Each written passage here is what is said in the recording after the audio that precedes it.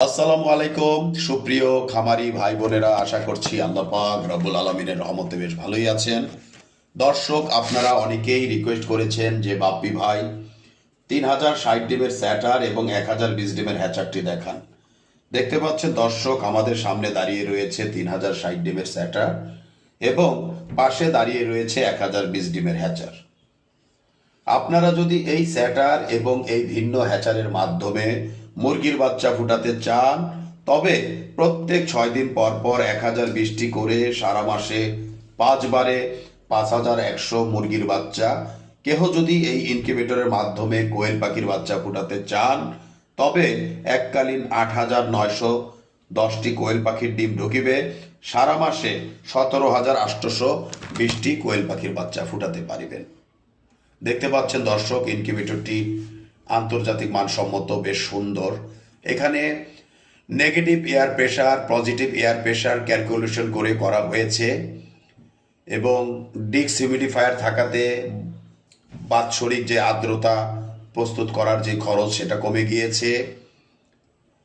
দেখতে পাচ্ছেন দর্শক, খামারি ভাই সঠিকভাবে লক্ষ্য করছেন ওনার ডিমগুলো ঠিকমতো রয়েছে কিনা বা কি কন্ডিশন হচ্ছে। দেখতে পাচ্ছেন দর্শক, আসলে ইনকিউবেটরগুলো আন্তর্জাতিক মানসম্মত হওয়াতে বাচ্চার সঠিক ইউনিফর্মিটি পায়। বাচ্চা ফোটাকালীন সময় সঠিক ইউনিফর্মিটি পাওয়ার দরুন ভালো বাচ্চা ফুটে। তো আপনাদের বিশেষ রিকোয়েস্টে আজকে দেখাতে যাচ্ছি কিভাবে 3060 ডিমের ইনকিউবেটরে এবং ভিন্ন হ্যাচারের মাধ্যমে বেইজিং হাঁস বা পিকিং স্টার 13 বাচ্চা ফুটে। দেখতে পাচ্ছেন দর্শক, ঝুড়ির দিকেই লক্ষ্য করলে দেখা যাচ্ছে বাচ্চা ফোটার হার।